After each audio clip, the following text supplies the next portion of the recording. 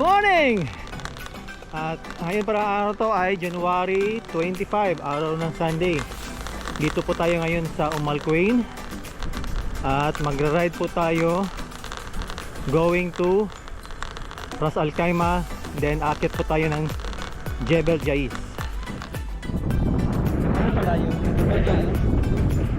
Ito po yung highest mountain dito sa UAE.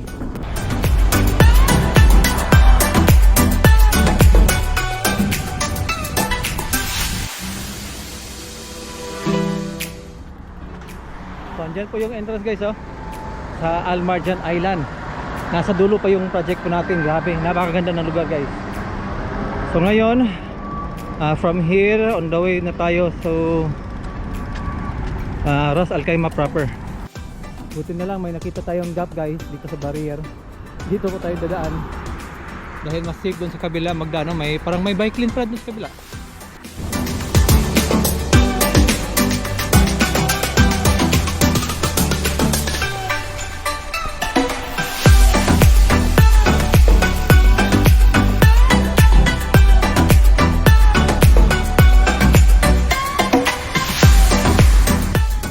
Ito lang pala yung mall nila dito guys, oh.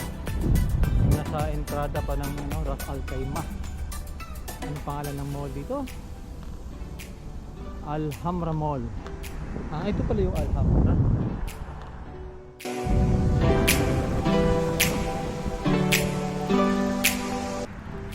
Grabe, ang haba pala dito ginagawang mga daan guys. So parang sa tingin ko medyo alanganin yung Jebel Jais natin ngayon dahil dito tayo natagalan. Hindi natin kabisado yung lugar. So andito po tayo ngayon sa loob ng taxi dahil ito yung mga pinagbabawal na technique. Mahirap kasi yung ano dito guys, yung daan, lalo na hindi natin kabisado, tapos marami pang ginagawa. Pero dinidevelop talaga nila at napakaganda po.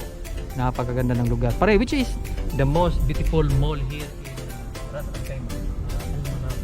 Al Manar Mall.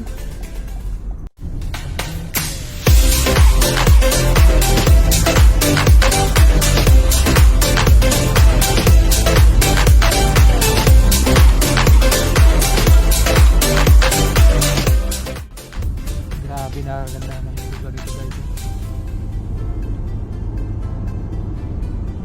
Parang nasa, it looks like you're in other planet pa rin, no?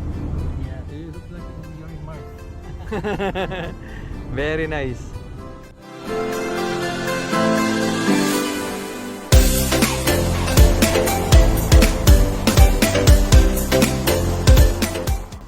Woo! Grabe. Napakalamig at saka napakaganda ng view dito guys, oh. Grabe, sobra.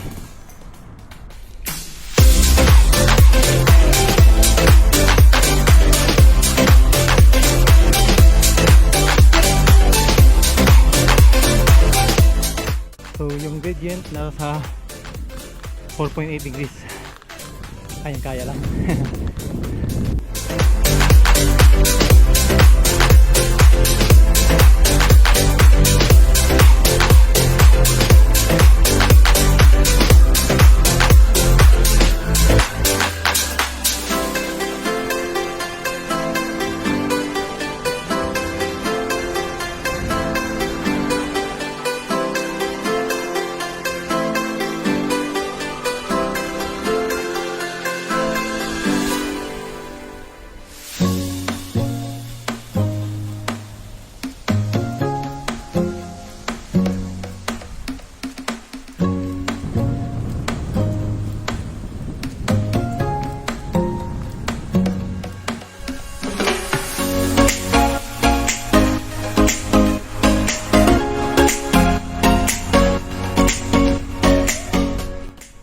Explorers Camp Beer Grills. Yung ano, parang ito yung sikat na ano doon sa Discovery Channel.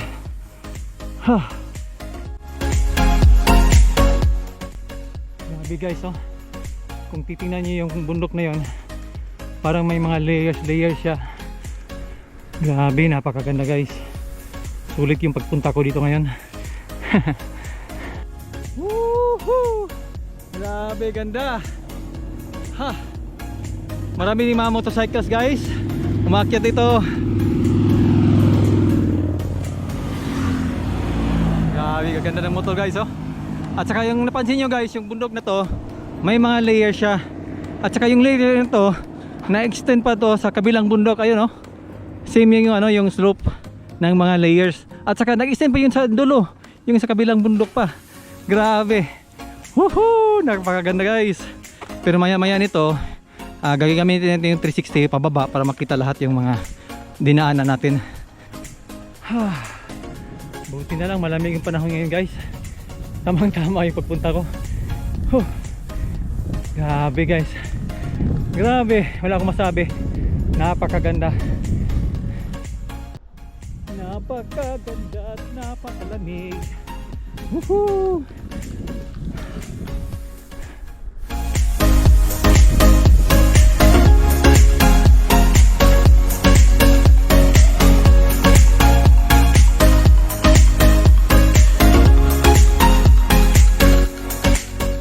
Hello pare. Nice motorcycles.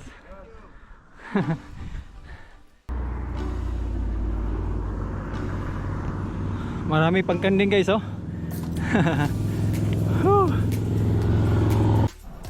Ewan ko lang guys anong lahi nito pero parang kanding.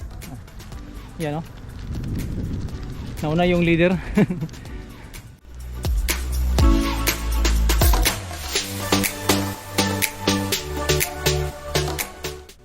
Parang ano guys oh, yung nasa taas yung brown color. Ano yan tawag yan? Mountain goat. At saka yung may maliit, para anak siguro niya yan. Hanggang dito yung maabot natin guys.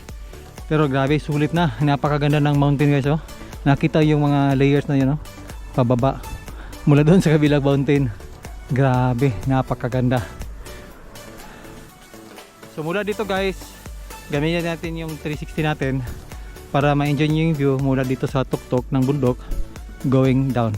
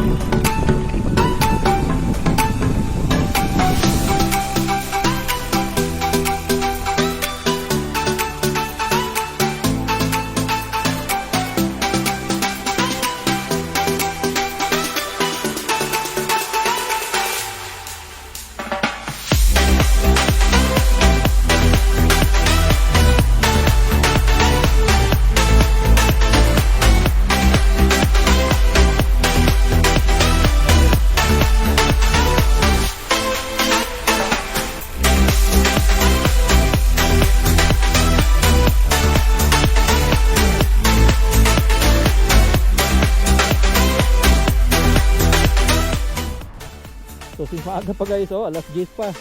Andito na tayo sa medyo nasa baba na part ng Jebel Jais. Total maaga pa naman. Pasya lang muna tayo dito sa Bear Grylls. Sikat to sa Discovery Channel ba yun? Nakita ko o sa ano ba yun? Kalimutan ko na. So titingnan natin guys kung ano yung nandito. Dahil maraming mga tao, tapos may mga camp doon sa unahan. So mayroon palang ano dito guys, may race. Yung race pala, anong pangalan ng race nila? Pix. Galing ng Pix Sports. Mga 55 at saka 100 kilometers. Sa ganitong klaseng terreno. Grabe. 55 to 100 kilometers. Sabi nga ng mga tao dito, yung mga organizer, na usually, basta ganitong klaseng event, maraming mga injury. So mga iba-ibang ano, lahi yung kasali. Yung sumali pala sa ano, sa sports na to. Grabe. Maya-maya guys, darating yung mga ano, participants. Pero sigurado hindi na ako hintay dahil kailangan ko pang umuwi. Medyo malalayo pa. Thank you, ma'am.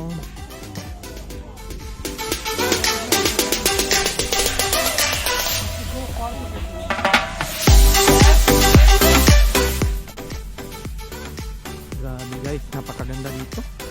Woo! Silipin nyo yung mga racer, oh. Doon sila dadaan, ikot pa doon, pupunta pa doon. 100 kilometers. Grabe.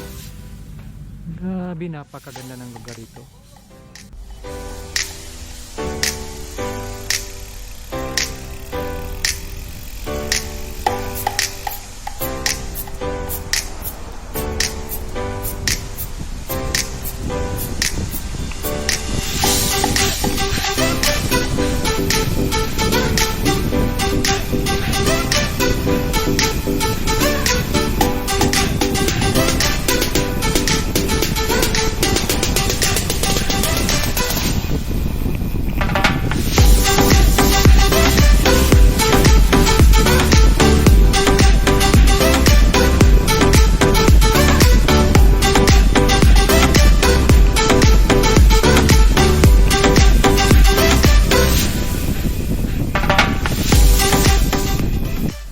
So dito na po tayo sa paanan ng bundok. Then doon sa unahan, may coffee shop. Tatambay muna tayo doon habang hinihintay natin yung taxi. O dahil galing po dito sa paanan ng bundok going to Umalquay, nasa ano pa yun? Siguro nasa mga 80 kilometers. Tapos okay na sana kung yung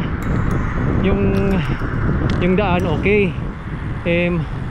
Marami kasing ginagawa, inaayos at gina-construct, so mas minabuti pa kung mag-taxi na lang muna para safe yung pag-uwi natin.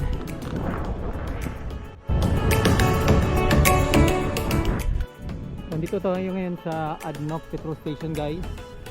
Dito natin hintayin yung driver ng taxi. Ayan, oh, grabe, napalibutan sila ng bundok dito guys at napakaganda.